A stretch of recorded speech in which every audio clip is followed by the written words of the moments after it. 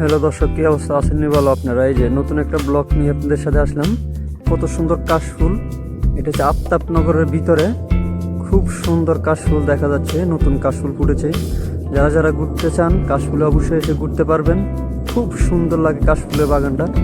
এই যে যেদিকে তাকায় ওইদিকে কাশফুল, খুব সুন্দর কাশফুল। উপর দিয়ে একটা বিমান চলে যাচ্ছে। খুব সুন্দর কাশফুল দেখা যাচ্ছে। এই যে